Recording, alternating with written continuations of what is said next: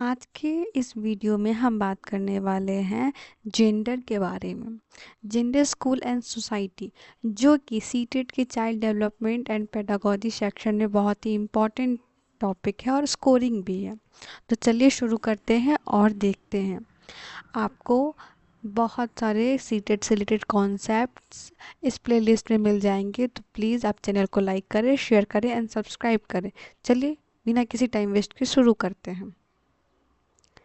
सबसे पहले समझते हैं व्हाट इज जेंडर। जेंडर होता क्या है उसके बारे में बेसिक वे में अगर हम समझने की कोशिश करें कि जेंडर क्या है। Gender gender is just equal to a sex. Gender is a socially constructed, biological sex is natural, gender is learned। Gender का मतलब होता है एक सामाजिक रचना, यानी लड़का या लड़की के रूप में समाज के द्वारा बनाया गया रोल। जब हम सेक्स की बात करते हैं तो वो बायोलॉजिकल होता है, मतलब या तो वो किसी मेल के बारे में बात कर रहा होता है या वो किसी फीमेल के बारे में बात कर रहा होता है। लेकिन जेंडर समाज के द्वारा बनाया गया है। जैसे लड़का स्ट्रांग होता है, लड़की वीक होती है, लड़की सॉफ्ट होती है। ये जेंडर टर्म जो है वो किसके थ्रू दिया गया? ये समाज के थ्रू दिया गया। तो gender is a socially constructed. Gender क्या है? सोशली कंस्ट्रक्टेड है। आप इस चीज़ को याद रखिएगा। और ये सब जेंडर बेस्ड होता है, जैसे कि कोई समाज के नॉर्म से अपब्रिंगिंग है कि जेंडर ये है, जेंडर वो है, दिस दैट। जैसे कि बहुत बार हम सुनते हैं लड़के लोग हमेशा टॉयज से खेलते हैं, उनका टॉयज होता है गन, कार, स्कॉर्पियो, मारुति, ये सब मतलब बेसिकली ऐसे जो मेनली मेन यूज़ करते हैं उसके बारे में। और लड़कियों के क्या होते हैं? किचन सेट्स, डॉल, तो ये तो वो, मतलब क्या उनको बचपन से ही घर के तौर तरीके के बारे में सिखाने लगते हैं। तो ये सब एक तरफ का जेंडर कंडीशनिंग है जो बचपन से ही शुरू हो जाता है। नेक्स्ट जेंडर स्टीरियोटाइप्स की बात करते हैं कि जेंडर स्टीरियोटाइप्स होता क्या है उसके बारे में। Fixed ideas about male and female role. Obviously कोई एक फिक्स्ड आइडिया किसी मेल के लिए या फिर किसी फीमेल के लिए, उसको हम क्या कहेंगे? Gender stereotype. यानी कि हम एक कोई धारणा बना लिए हैं, बस वही धारणा सही है और कुछ भी नहीं उसके बारे में। Example like a boys are strong, girls are emotional. मैंने अभी बताया कि गर्ल्स हमेशा इमोशनल होती है, बॉयज़ हमेशा स्ट्रॉन्ग होता है। Seen in textbook ads and toys. Gender stereotypes का मतलब होता है एक पुरानी और रिजिड सोच जिसमें लड़के लड़कियों का एक्सपेक्टेड बिहेवियर फिक्स किया जाता है। लड़के स्ट्रांग होते हैं, जैसे कि वो फुटबॉल खेल सकते हैं, रेसलिंग कर सकते हैं, वो बहुत हैवी वर्क कर सकते हैं। और लड़कियां इमोशनल होती है, घर के काम करती है, बच्चे संभालती है, किचन में काम करती है। बस यही, ये स्टीरियोटाइप्स उनके करियर चॉइसेस, एजुकेशन और फ्रीडम को लिमिट कर देते हैं। देखो सीटेट में पूछा जाता है कि जेंडर स्टीरियोटाइप्स का इफेक्ट क्या होता है एजुकेशन के ऊपर, उसके बारे में। तो इस जेंडर स्टीरियोटाइप बहुत मेजर रोल प्ले करता है। अगर सोचो, हम ये सोच करके सिर्फ और सिर्फ ना पढ़ाएं कि वो लड़की है तो उसको पढ़ाना नहीं चाहिए और वो लड़का है तो उसको पढ़ाएं, तो क्या ऐसे में हमारा सोसाइटी बिल्डअप हो पाएगा? क्या हम एक अच्छे सोसाइटी की कल्पना लेके बैठे हुए, क्या हम वैसे सोसाइटी को अपने खुद के नज़रिए से फॉर्म कर पाएंगे? पॉसिबल ही नहीं है। क्योंकि हमेशा जेंडर इक्वलिटी बहुत बड़ी बात होती है। जितना काम लड़का कर सकता है उतना लड़की भी कर सकते हैं। इनफैक्ट मेरा मानना तो देखो कि लड़की डबल स्ट्रांग है। कैसे लड़के को आप स्ट्रांग कहते हो? अगर लड़का सिर्फ और सिर्फ दिन में यानी कि डे में बाहर काम करता है तो वो काफ़ी थक जाता है, पर जो लड़की, जो वुमेन घर के काम के साथ साथ बाहर कहीं ना कहीं जॉब कर रही है, वो कितना स्ट्रांग है। सेम इक्वली सेम पोटेंशियल के साथ वो भी बाहर काम करती है, 10 घंटे 12 घंटे की उसकी भी जॉब होती है, वो वहाँ भी परफॉर्म करती है। और उसके बाद वहाँ से घर आकर के वो वापस सबके लिए खाना, वापस घर को अरेंज करना, वापस किचन को मेंटेन करना, वो ये सारे काम करती हैं। तो बताओ मुझे यहाँ पे कहाँ से फीमेल स्ट्रांग नहीं हुई? फीमेल तो इमोशनल के साथ साथ स्ट्रांगनेस भी दिखा रही है कि वो 8-9 घंटे बाहर भी काम कर लिया, आपके घर के अंदर भी काम की। तो यहाँ तो सबसे ज़्यादा वुमेन का फिटनेस दिख रहा है, स्ट्रांगनेस दिख रहा है। पर नहीं, हम एक सोसाइटी में रहते हैं जिसने इस चीज़ को डिस्ट्रीब्यूट कर दिया है और वो इस थॉट को बस मानती है। तो हम पूरा समाज बस इसी थॉट को लेके चलता है कि वुमेन स्ट्रांग नहीं है, मेन स्ट्रांग ज़्यादा है। नेक्स्ट देखते हैं जेंडर रोल्स इन सोसाइटी। अब इस जेंडर का क्या रोल है सोसाइटी के अंदर, हम उसके बारे में देखते हैं। Different expectation at home, school and society. Girls helps in kitchen, boys play outside. These roles are not natural, they are taught. समाज में लड़कों और लड़कियों के लिए अलग रोल्स तय किए गए हैं। जैसे कि घर में लड़कियों को किचन वर्क करना, केयर वर्क सिखाया जाता है, जबकि वहीं पे लड़कों को डिसीजन मेकिंग और अर्निंग रोल्स दिया जाता है। पर असल में ये रोल्स नेचुरल नहीं होता है, ये सिर्फ और सिर्फ सिखाए जाते हैं ज़बरदस्ती एक तरीके से।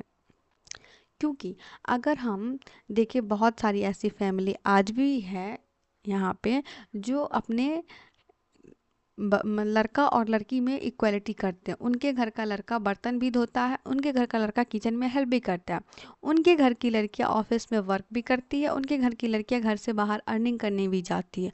तो बहुत सारे लोग सोसाइटी में ही ऐसे हैं जो इस स्टीरियोटाइप्स को तोड़ते हैं। पर सोसाइटी सिर्फ और सिर्फ एक नॉर्म्स बना के बैठा हुआ है कि नहीं ऐसा नहीं होता है, इसका अपोजिट फंक्शन ही होता है। जैसे कि अगर मान लो हम क्लासरूम में अगर किसी ग्रुप एक्टिविटी का लीडर बनाते हैं तो टीचर अक्सर लड़के को ढूंढ लेता है कि उनको लगता है कि लड़का स्ट्रांग है, लड़का लीड कर पाएगा, और उनका मानना होता है कि लड़के ज़्यादा लीडर लाइक होते हैं तो इसके लिए। पर ये गलत है ना, क्योंकि हम इस चीज़ को सिर्फ एजम्पशन के साथ चल रहे हैं कि लड़का ऐसा कर सकता है, पर लड़कियां तो उससे भी ज़्यादा कर सकती है।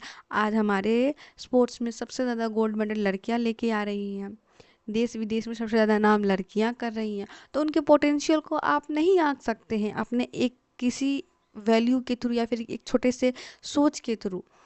हमें यहाँ पे यही समझना है कि हमें इस जेंडर स्टीरियोटाइप को, इस जेंडर रोल्स को जो सोसाइटी में बिल्डअप किया गया उसको हम कैसे ब्रेक करें, कैसे हम एक इम्प्रोवाइज फॉर्म ले करके आए। और हम जब एजुकेशन सिस्टम पे इस चीज़ को इम्प्लीमेंट करेंगे तो सबसे ज़्यादा ये अफेक्टिव होगा, उसके बारे में हम यहाँ पे देखते हैं। Next gender equality in education. अब हम इस चीज़ को कैसे करेंगे जेंडर इक्वालिटी, उसके बारे में देखते हैं। इक्वल अपॉर्चुनिटी इन लर्निंग, सबको इक्वल अपॉर्चुनिटी देना लर्निंग के लिए। NEP 2020 promotes gender inclusive education, remove vice for curriculum.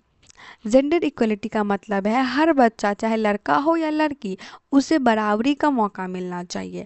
NEP 2020 ने भी ये फोकस किया है कि हर स्कूल में जेंडर सेंसिटिव हो, करिकुलम, पेडागोजी और स्कूल इन्वायरमेंट सब इंक्लूसिव चाहिए। तो ये बहुत इम्पॉर्टेंट है, क्योंकि देखो अगर हम अपने स्कूल्स में अपने एजुकेशन सिस्टम में इस चीज़ को बिल्डअप करते हैं तो बच्चा वहाँ से देखता है। हमारा सेकेंडरी सोशलाइजेशन जो होता है हमारा स्कूल ही होता है, जहाँ हम अपने फैमिली के बाद सबसे ज़्यादा टाइम स्पेंड करते हैं वो हमारा स्कूल ही होता है। तो NEP 2020 के थ्रू इंक्लूसिव एजुकेशन में ये कहा गया कि जेंडर को लेकर के कभी भी भेदभाव नहीं होना चाहिए, सबको इक्वल अपॉर्चुनिटी मिली। जैसे कि अगर हम कोई साइंस फेयर करते हैं या फिर कोई ऐसा साइंस एग्जीबिशन टाइप करते हैं तो वहाँ पे हमें सिर्फ और सिर्फ लड़कों को प्रमोट नहीं करना चाहिए, वहाँ लड़के लड़कियाँ दोनों प्रमोट हो, दोनों का जो वहाँ पे पार्टिसिपेशन है वो इक्वल दिखे। इससे क्या होगा कि आप जैसा सोसाइटी, जैसा आप इन्वायरमेंट स्कूल में डेवलप करोगे आपका बच्चा बिल्कुल वैसा ही अपने सोसाइटी में परफॉर्म करेगा। तो कितना बड़ा इंपॉर्टेंट रोल प्ले किया ना एजुकेशन जेंडर इक्वालिटी के अंदर। Next socialisation and gender. Socialisation और जेंडर क्या है उसके बारे में देखते हैं। Family, school, media shapes the gender.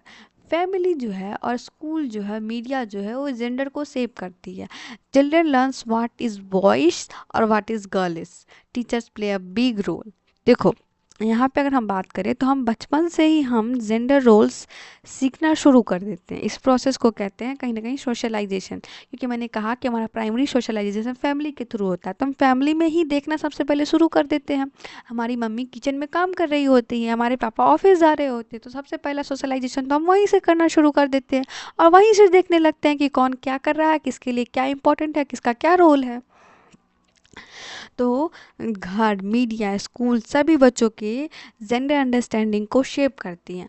अगर घर में जैसा कि बच्चा देख लिया कि मम्मी किचन में काम कर रही है, पापा बाहर जा रहे हैं, मीडिया में देख रहा है, यानी कि टेलीविज़न पे भी अगर कोई सीरियल आ रहा है, कोई मूवी आ रहा है, वहाँ भी यही चीज़ दिखाया जा रहा है। तो ये सब क्या कर रहा है, बच्चे का अंडरस्टैंडिंग, जेंडर के प्रति जो अंडरस्टैंडिंग है उसको बिल्डअप कर रहा है। और मोस्टली हम टीवी एड्स में सबसे ज़्यादा देखते हैं बच्चे। मूवी या फिर सीरियल तो नहीं समझते, लेकिन एड्स बहुत शॉर्ट ड्यूरेशन का होता है, तो बच्चा सबसे ज़्यादा एड्स देखते हैं। आप वहाँ देखिएगा कि वॉशिंग पाउडर या फिर कुकिंग ऑयल का जो ऐड होगा वो हमेशा वोमेन ही करती हुई उसमें आएगी, उसमें काम कर रही होगी सिर्फ और सिर्फ एक वोमेन ही। क्यों, ये एक जेंडर स्टीरियोटाइप इमेज बन जाता है ये देख देख करके बच्चों के अंदर कि अच्छा ये कुकिंग का जो जितना काम होता है ना सिर्फ और सिर्फ गर्ल्स का होता है। बच्चे यही सोचने लग जाते हैं और यही चीज़ को देखने लगते हैं। एज ए टीचर हमारा सबसे बड़ा रोल होता है इस जेंडर जो स्टीरियोटाइप चल रहा है उसको ब्रेक डाउन करना, जेंडर इक्वलिटी को प्रमोट करना, हमारा सबसे बड़ा रोल यही होता है। हिडन करिकुलम, अभी हिडन करिकुलम क्या है उसके बारे में देखते हैं। Unseen practices that promotes bias, girls sits behind boys get more attention, teacher must be aware. Hidden curriculum, hidden curriculum का मतलब है क्लासरूम के वो प्रैक्टिसेस जो लिखित सिलेबस में नहीं होती है बट इनडायरेक्टली स्टूडेंट्स को अफेक्ट करती है। जैसे गर्ल्स को बैक बेंच पर बिठाना, बॉयज से ज़्यादा क्वेश्चन पूछना, क्लासरूम एग्जाम्पल में सिर्फ और सिर्फ मेल कैरेक्टर्स का यूज़ करना, ये सब जेंडर बायस का बढ़ावा देता है। और ये कहीं ना कहीं वो कहते हैं ना कि अनजाने भी में भी हम किसी न किसी को कुछ ना कुछ सिखा देते हैं। तो ये वही चीज़ होता है कि क्लासरूम में आप जैसा बिहेवियर कर रहे हो बच्चे के अंदर वो करिकुलम के अंदर ऐड हो रहा है। बच्चा देख रहा है कि आप लड़कों को ज़्यादा प्रमोट कर रहे हो, लड़कियों को बहुत नीचा बोल रहे हो, अच्छा नहीं बोल रहे हो, उनको अच्छे से इक्वल इंपॉर्टेंस नहीं दे रहे हो बॉयज़ के साथ। तो ना बॉयज़ के अंदर ये मेंटेलिटी बैठ जाएगी कि लड़कियां उस इंपॉर्टेंस के लायक नहीं है या फिर उतनी इंपॉर्टेंस देने की ज़रूरत नहीं है। उनके मेंटेलिटी के अंदर ये चीज़ डेवलप हो जाएगा, जो कि कितनी गलत बात है। हमें ऐसा कभी भी बिल्डअप नहीं करना चाहिए। एज ए टीचर हमेशा इक्वलिटी को प्रमोट करना चाहिए। इक्वल चीज़ बहुत बड़ी बात होती है। आप किसी को इक्वल, अपने जैसा सम्मान और अपने जैसा बराबरी का महसूस कराओगे, ये बहुत बड़ी बात होती है। और हमें एज ए टीचर इस चीज़ को कभी भी प्रमोट नहीं करना चाहिए क्लासरूम में। इसलिए आप इस चीज़ को ध्यान रखिएगा कि बच्चे के अंदर एक हिडन करिकुलम भी चल रहा होता है आपके हाव भाव को देखते हुए। Next is gender and text book. अब ये जेंडर और टेक्स्ट बुक का क्या रिलेशन है उसके बारे में देखते हैं। More male characters, few female leaders. Change needed in example pictures promote equality through content. देखो होता क्या है ना, टेक्स्ट बुक में भी अगर हम जेंडर बायस देखते हैं बहुत ज़्यादा। जैसे कि कहानियों में अक्सर लड़के हीरोज़ होते हैं, गर्ल्स हमेशा साइड कैरेक्टर्स होती है। वुमेन साइंटिस्ट, लीडर या फिर स्पोर्ट्स पर्सन कभी बहुत ही रेयर ही देखते हैं इस विजन्स को हम। तो यहाँ पे क्या है, टीचर्स का रोल यहाँ बहुत ज़रूरी है, जो एक बैलेंस्ड एग्जाम्पल दें, इंक्लूसिव कंटेंट और इक्वल रिप्रेजेंटेशन दें, कि बच्चा इन चीज़ों को लेकर के ज़्यादा वो ना सोचे कि अरे ऐसा नहीं है, ये गलत है, वो सही है। ये बहुत ज़्यादा रोल प्ले करता है। देखो टेक्स्ट बुक में हम बहुत बार देखते हैं कि जो ये कॉपी चेक कर रहा है वो एक मतलब बॉय है, एक टीचर जो है वो बॉय है, एक एलिवेटर ऑपरेटर जो है वो बॉय है, टिपिकल ऑपरेटर वेटर जो है वो हमेशा एक गर्ल है।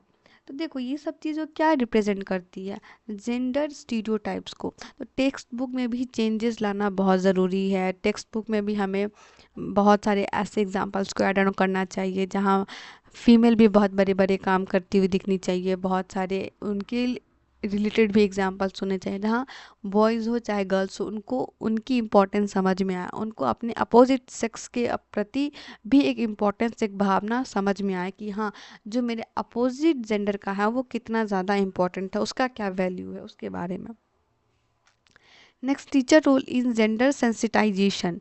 टीचर का क्या रोल होता है जेंडर सेंसिटाइजेशन के अंदर। Treat all student equally, obviously as a teacher हमें सबको इक्वल ट्रीट करना चाहिए। Use inclusive language, address stereotypes in class, teachers को जेंडर सेंसिटिव पेडागोजी यूज़ करनी चाहिए, इंक्लूसिव लैंग्वेज का यूज़ करना चाहिए, हर स्टूडेंट को इक्वल इम्पोर्टेंस देना चाहिए, जेंडर बेस्ड जोक्स बायस को रोकना चाहिए। सपोज जैसे कि अगर कोई भी सर या मैडम ये जोक पास कर दे कि अरे तुम बॉय है ना तो तुम गधा ही हैं, ये वर्ड यूज़ करना नहीं सही है, ये वर्ड गलत है, इस चीज़ को रिप्रेजेंट नहीं करना चाहिए क्लास में। गधा या गधी कहने से कोई, आप क्या किसी का इम्पोर्टेंस बिल्डअप कर रहे हो, मुझे ये बताओ तो पहले, वो कितना गलत है। आपका एक वर्ड उसके ऊपर कितना इम्पैक्ट भी डाल रहा है और वो इस वर्ड को सीख भी रहा है, इन फ्यूचर वो यूज़ भी कर लेगा। तो ये एक तो वर्ड के थ्रू गलत है, दूसरा ये जेंडर बायसनेस को दिखा रहा है कि आप इस चीज़ को क्यों बोलोगे, क्यों करोगे। और जब भी हम एग्जाम्पल्स के रूप में रोल मॉडल्स थे तो जो दोनों जेंडर्स के दिखाएं, हम लड़कियों के कल्पना चावला के बारे में भी बताएं, उन्हें हम किरण बेदी के बारे में भी बताया, प्रतिभा पाटिल के बारे में बताया, द्रौपदी मुर्मू के बारे में बताया। वहाँ जा कर के हम ये एग्जाम्पल सोच सकते हैं कि लड़कियाँ किसी से कम नहीं होती है। लड़कों के भी एग्जाम्पल्स दें तो वहाँ पे भी हम बहुत बड़े नेता अभिनेता सबकी बात करें। तो एक अच्छा टीचर वो होता है जो हर बच्चे को एक जैसा समझे, बिना किसी भेदभाव के, बिना किसी मनमुटाव के और बिना किसी गलत वर्ड को यूज़ किए हुए। Next is government policies and program. देखो जेंडर स्टीरियोटाइप्स होने से गवर्नमेंट्स की क्या पॉलिसीज़ आई और क्या प्रोग्राम्स आए। सबसे पहला बेटी बचाओ बेटी पढ़ाओ, ये बहुत बड़ा प्रोग्राम था जो मे बी स्टार्टिंग से लेके आज तक अच्छे से चल रहा है। समग्र शिक्षा अभियान, ये भी एक इनका पॉलिसी था जो कि आज तक वर्ल्ड मतलब वर्कआउट कर रहा है। Gender sensitisation training for teachers, कुछ इंपॉर्टेंट स्कीम जो सीटेट के लिए काफ़ी यूज़फुल है, उन चीज़ को आपको याद भी रखना होगा, जिनमें से है बेटी बचाओ बेटी पढ़ाओ, समग्र शिक्षा अभियान और किशोरी शक्ति योजना। बेटी बचाओ बेटी पढ़ाओ के अंदर क्या है, गर्ल्स के एजुकेशन और उनके सर्वाइवल्स के लिए इस स्लोगन्स को, इस प्रोग्राम को लॉन्च किया गया। समग्र शिक्षा अभियान के अंदर जेंडर इक्वलिटी की जो मतलब स्कूल एजुकेशन के अंदर आनी चाहिए उसके बारे में बताया गया, जो कि समग्र मतलब सभी का विकास हो, सभी बराबर हो, इस बारे में। किशोर शक्ति योजना जो है वो एडोलेसेंस गर्ल्स के डेवलपमेंट के ऊपर बेस्ड थी, तो ये उनके ऊपर बात करती है। तो ये बहुत इंपॉर्टेंट है, सीटेट में आपको कभी कभी पूछा जा सकता है सीटेट में कि कौन कौन से गवर्नमेंट इनिशिएटिव या पॉलिसी दिए गए हैं गवर्नमेंट के थ्रू जेंडर इक्वलिटी को प्रमोट करने के लिए। तो आप इस चीज़ को इग्नोर मत करिएगा। नेक्स्ट देखो लास्ट में अब हम बात करते हैं कंक्लूजन के ऊपर।